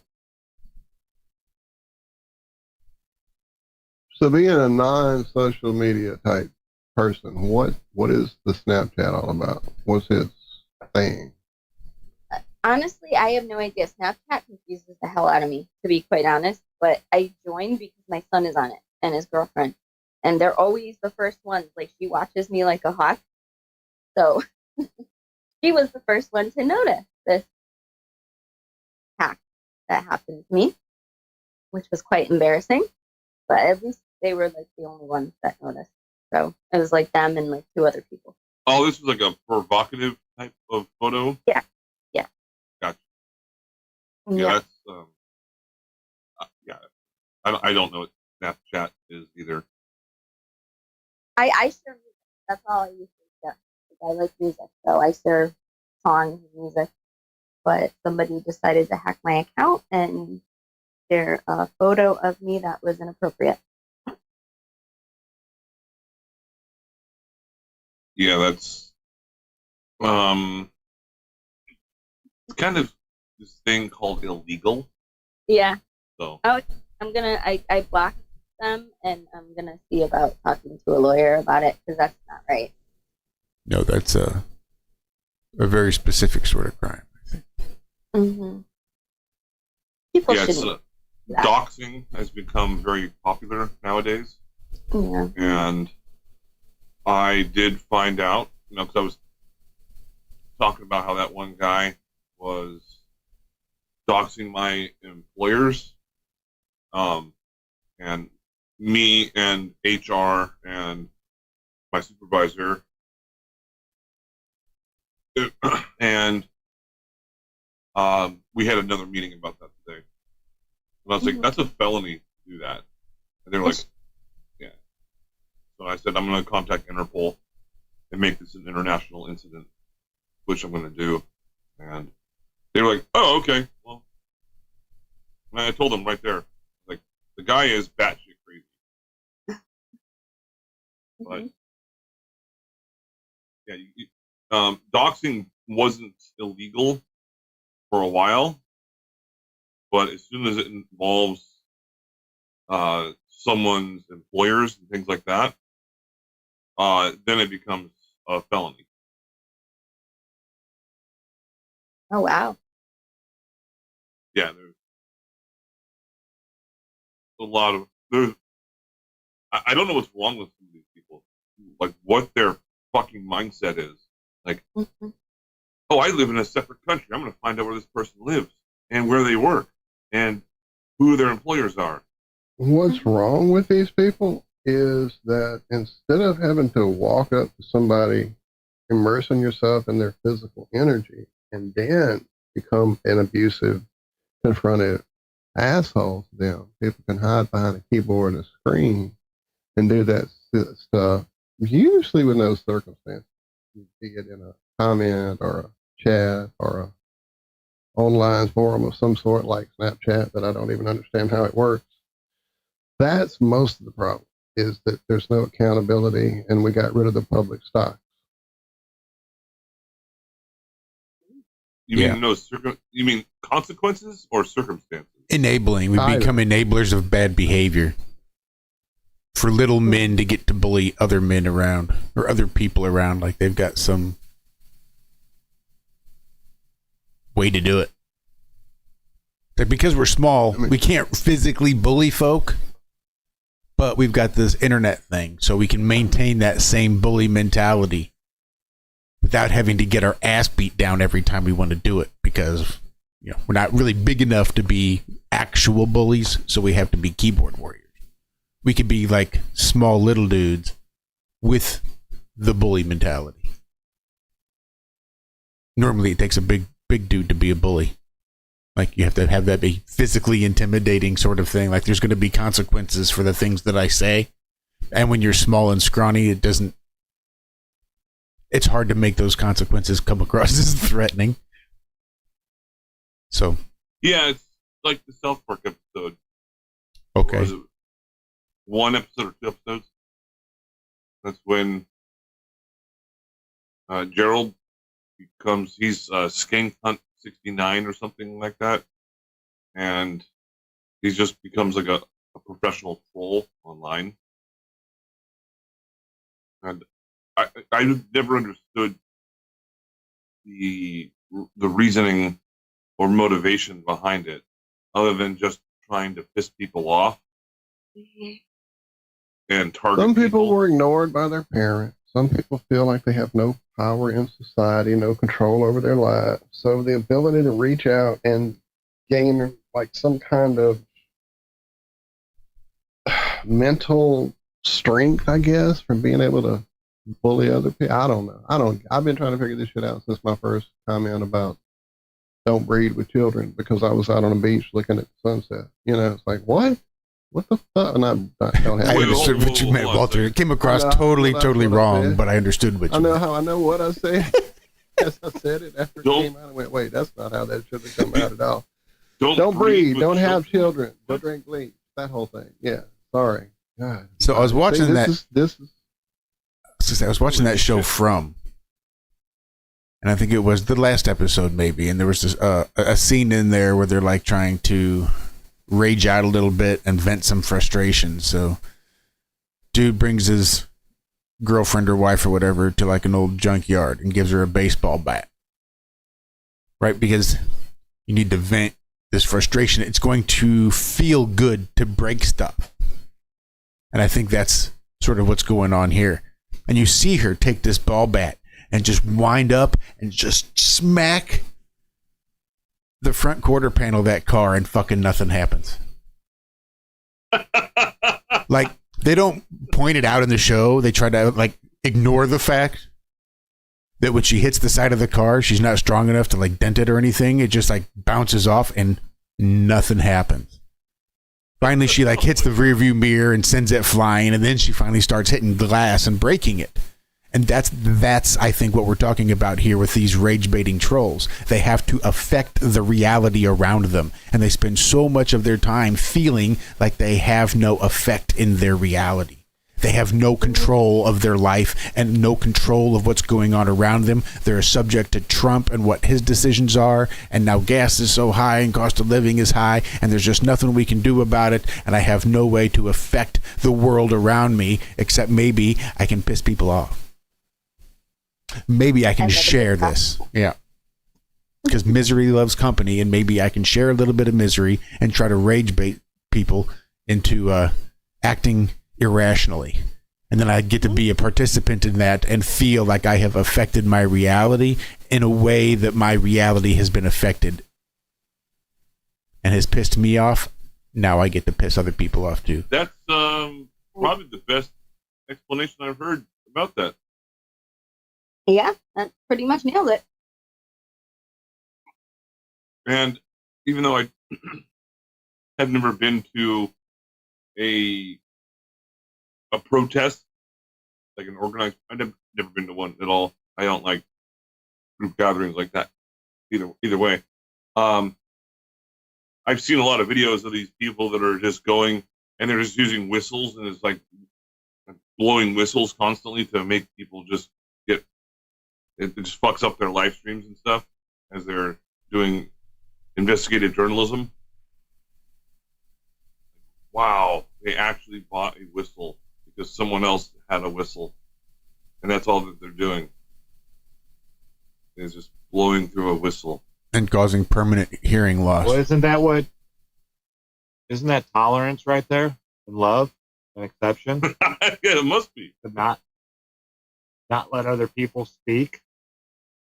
You know, that's the one thing that irks me the most about these people. They go around calling people fascists and then try to shut down conversation. It's like, that's kind of fascist right there. Like, one of the definitions, silencing your opponents and just not letting them have a platform to speak on. And you want to call these other people fascists who are trying to have an open dialogue with you? Well, it's becoming people. The new thing is asking about, okay, what is fascism? That's it. And none of them fucking know. That's how you shut down the whole argument. That's how the whole trans agenda fucking shit got shut down too, because they don't know what the fuck they're talking about. And the quicker you can point it out, the better. And that's been the easiest way to do it. Do you even know what the fuck you're saying? What is a woman? What is fascism? Argument shrivels up and dies because they don't know what the fuck they're talking about. They're just repeating shit. I heard this. That made me feel important, so I'm going to repeat it too.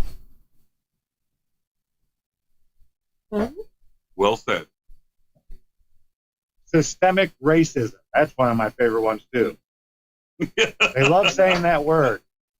This country is systemically racist. Okay, what does that mean? What is systemic racism? Don't want to have this conversation with you. And that's it. Mm-hmm. And then the ones that actually do know, you say, okay, point to the law or whatever that is racist.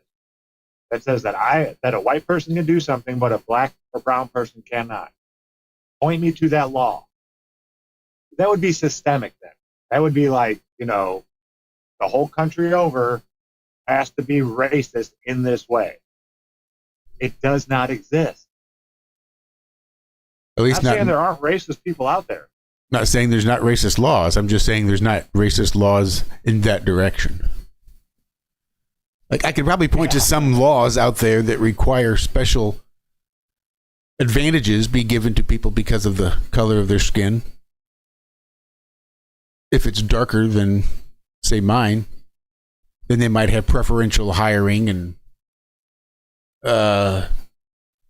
access to certain grants and loans for college, and there's lots of things out there that might grant special privileges to people of a darker complexion. And I think that could be considered like a system, because if it were the other way, like if they said, oh, this money is set aside for only the white people to go to college, I think people might have an issue with it. They'd say, well, that seems racist. But when you say, well, we've got this lump sum of money set aside to let minorities go to college, I think people are like, oh, okay, that's good. And then they go to college to learn about systemic racism and how white people are systemically racist. That is just built in our system. We're just racist. Well, yeah, that was the whole, basically how this got started. Because you're white, you're going to be inherently racist. It's just part of who you are. Oh, okay. Uh-huh. So it's the requirement. Oh, okay. Yeah. Oh, that makes sense. Sure. That's logical. And nobody can ever be racist towards you. Right? No matter what they do or say, it's not racist if it's done to you because you're white. Because that's it's the mindset of some of these people. You have to have power to back up your prejudice. That's the only way you could be racist. Well, what do you mean? Well, you have to have societal power. And because white people have created society and set the laws and adjusted society and enslaved the people of the darker complexions, that they geared everything towards the success for the other white people, for themselves as white people, and for all of the other white people. So they have this inherent value set aside that is higher because they are white people. Well, I have to remind everyone that one thing about this whole, we enslaved the black people. No, we didn't. They enslaved themselves. We bought them.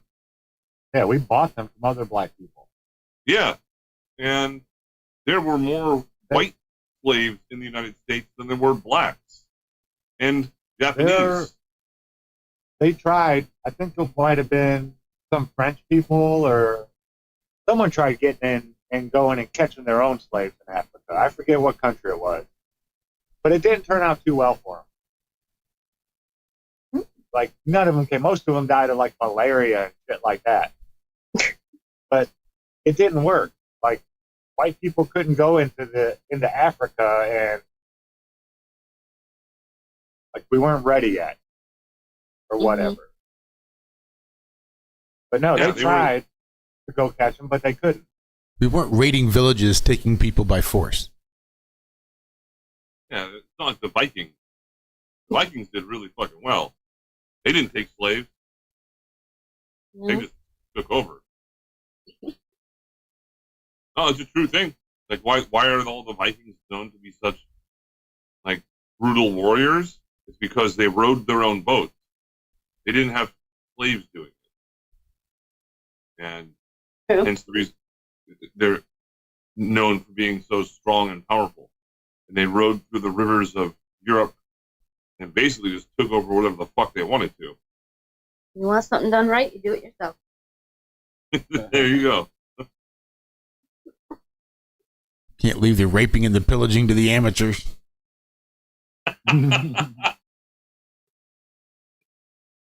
You guys aren't doing it right. Let me show you how.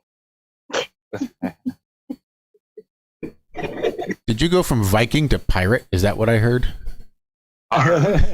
Yes. I mean, they're kind of the same thing. They're on boat, and they were pillaging. I like pirates. Pirates are fucking awesome. Yeah. Are unless they're Somali. fucking badass, man. Yeah, see, I think that the pirates of the early days of pirates, the glory days of pirates, of Blackbeard and all that stuff, I think that's probably some other Freemasonic conspiracy somewhere involved there too. Probably involving second-born sons. Mm-hmm. And the boredom that they have to endure. Go get their own wealth. Mm-hmm. Yeah. Uh-huh. I don't want to be a pirate. I want to be a... What the fuck? Was that like a Forrest Gump? But I don't want to be a pirate. That was Jerry Seinfeld. Puppy shirt, man. Come on, puppy shirt. Where you at?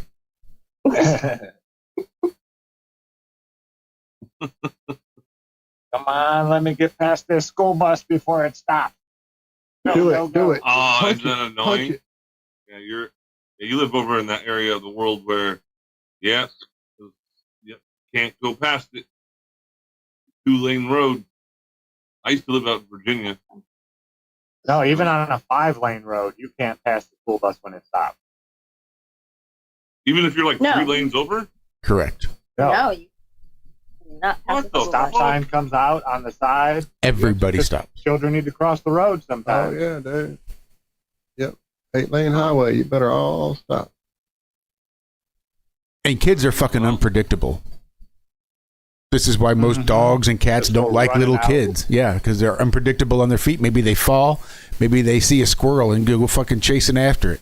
You can't have them doing that in the middle of fucking traffic. All the traffic has to stop just to make sure that those stupid ass little kids can come and go safely. Wow, Josh. See, that's where we lost our whole survival of the fittest. Right. Stupid stop signs. Back in my day, the bus just used to slow down. Back in the day, when I was growing up, after I was out of kindergarten, from first grade, my mom would be like, all right, it's time to go to school. And I was like, okay, what are we doing? Like, you're going to walk to school. It was a half a mile walk. That's what I did. And eventually got a bicycle and used to bike to school. That was it. 90% of my entire school career, my walk to the bus stop was more than a half a mile. That's just to get to the bus stop. Yeah. And then I never took the bus. And I literally lived at a place where I could, if I chose, walk uphill both directions, to school and from school, depending on if I went west one way or north the other. With no shoes and walking on razor blades. Right. My mom drove me every day. Oh, see that? I didn't start getting driven at all until I was probably in middle school. Middle school at least, and that was riding with a buddy. And that was if we actually went to school or not. Didn't wind up back at his house listening to Pink Floyd and Rush and going, man, I like smoking. Wait, what? Who did that? Not me. I was a good little kid. I think that's why my mom wanted to make sure I get to school, but she brought me every day. Right? Yeah, I went through Oh, that that's phase, why. too. Oh, like, yeah, get in the fucking car. I didn't like that. My boyfriend So she told my boyfriend come over. She's like, get her out of bed and make her go to school. And he did. He came over and he got me out and we go to school. I was bad. I hated school. I did too. There's something weird about school. Lying. They're lying to you. Alrighty, guys. I got to run real quick. I love y'all. All right, love you, Zach. Love you, Zach. Be safe out there. Rest of your day. Yep. See y'all later. What are you saying, Don? Oh no, I hated school because I knew they were lying. Yeah. And half of the stuff that they were teaching us was pointless. Mm-hmm. Yeah, exactly. I was like, why do I need to know this? When am I going to actually use this? Stupid. Yeah, that's why I was a very bad student when I was in high school, because even though I was in the advanced placement courses and stuff like that, I pick and chose which ones I wanted to actually really do. Mm-hmm.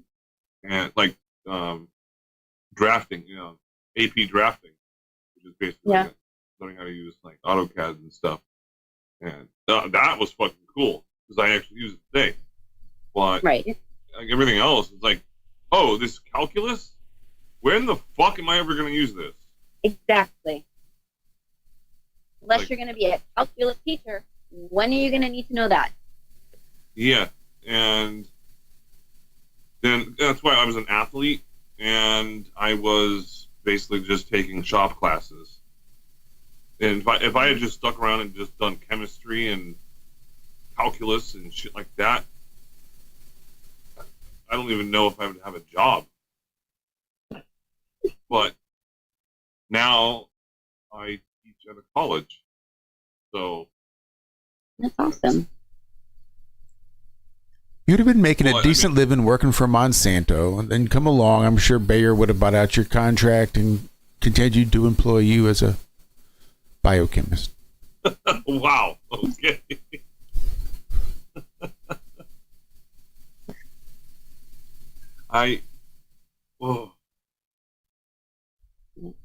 Now, if I was going to be like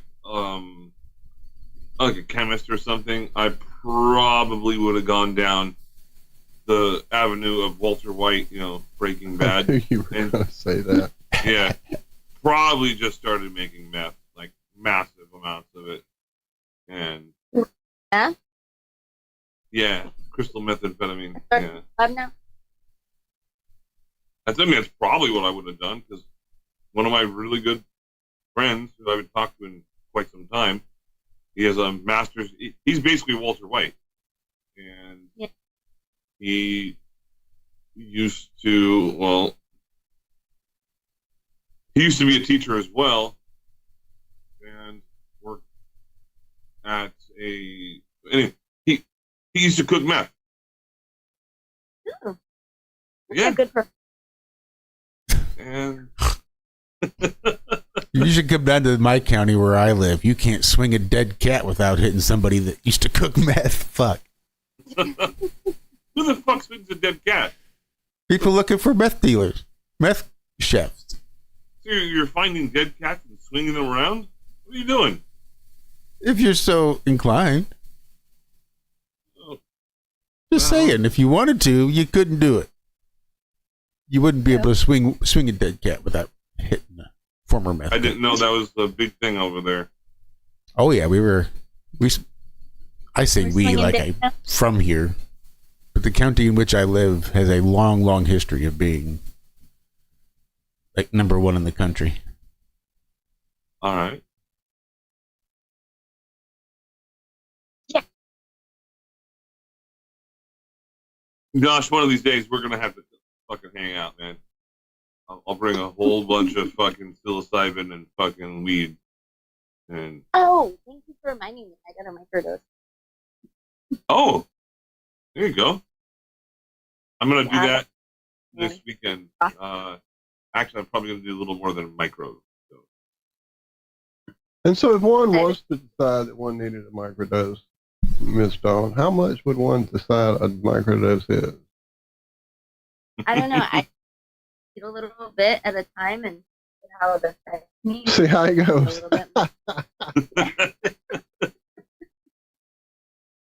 Yep. Just take it a little bit at a time until you're like, I was afraid there I'm was not going to be a microdosing bit of an anymore. uncertainty principle at work there. It's awesome. I love it. It is fun. It's fun. And what I always talk about in regards to psilocybin, there's this TV show called Drugs. This is called like drugs.com or some bullshit like that. Anyways, there's this guy that would have these things called area headaches, which is like a migraine on steroids. And there's he couldn't find a cure for it. There was no medication he could take, and he was about to commit suicide. And then one day he decided that he was going to do more research on it, and he found out that psilocybin, if people take that, actually has medicinal use to it. And it can cure, well, it can temporarily prevent area headaches from happening. Yeah. So he decided, he was like, oh, well, it's either I break the law. He was like this like hardcore like Christian dude. And he said, he never drank, he never smoked, he never did any drugs whatsoever. He said it's either going through that type of pain and then committing suicide and destroying his family's history, or trying out psilocybin. So he took these. Oh, he would grow them himself, and then from there, dry them out or whatnot, and then he would grind them up and put them into capsules. And he said he would take about 1 gram worth, and he said he would just lay on his bed and just like see all the fancy colors and shit like that. And as soon as it wore off, then he said he wouldn't have area headaches for months at a time. Oh wow! And LSD actually has a purpose for it So they are, and I mean, this is that whole line of like, where do you draw the scientism line? But there are definitely lots of studies that I've looked into, because some of the people in some of the online myasthenia gravis groups I'm in have said they have actually gone into remission, stopped requiring the need for whatever prescription medication they were taking to manage their symptoms, because that's really all you can do with MG is manage symptoms. There's no cure for it yet. So they've tried the microdosing route and found quite a bit of relief from it. And so looking into the research to determine why that would be, it seems to be based on the fact that it does seem to increase dendrite density. Mm-hmm. So like it's not going to build a new neural pathway per se, but it will definitely fortify and enhance and make stronger neural pathways that may have become cruddy with junk, crap that's in your body and your system, kind of fix the myelin sheathing, that kind of stuff, right? Reinforce the lost pathways, if you will, almost. And that's what I've been reading about and trying to determine if it's something I think would help me or not in the bigger scheme of things. I did attempt it way too early after my diagnosis, when I was still in a really bad headspace about my diagnosis. So it wasn't a good time to be trying that. But now that I've marinated in this disease a bit, I think I can handle it. I think it would help you. Really. It can do wonders. I watched a paraplegic girl on a video once. He took some, how do you say it, psilocybin, and her legs started twitching. So she showed us like 20 minutes later, like how her legs were twitching, and she's hoping that it will help her walk. Right, that'd be awesome. Mm-hmm. It can do a lot. Not a drug. I hate when people call things drugs that are plants. Like it's a plant. It's not a drug. All right, drugs are man-made.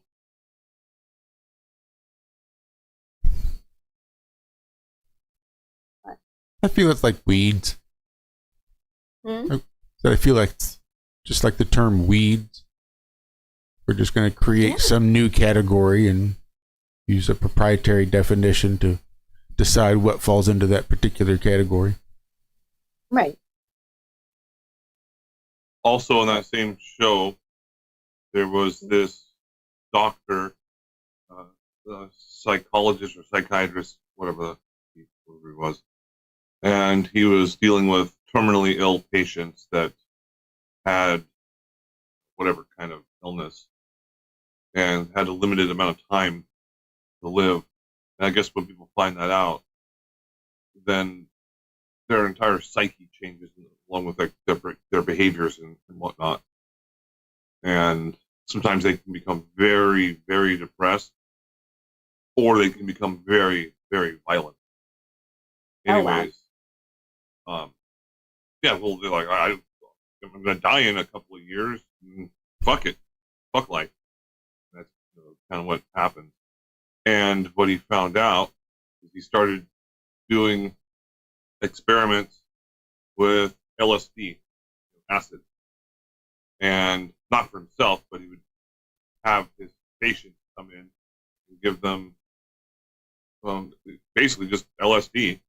And he would talk to them during the entire time. It was like medically supervised kind of thing. Oh, wow. I hear music. It is that time, Andrew. Not to cut you off, but I got to cut you off. Oh. Tom, thank you. Andrew, thank you. Love you, Zack. Love you, Josh. Love you guys in chat. Love you, Walt. Love you guys. Thanks for coming to hang out. It is much appreciated. Not just you, Dawn and Andrew, but everybody there in chat and everybody there that comes in after the fact. It is much appreciated. I'm still waiting for my IRONWORX paycheck.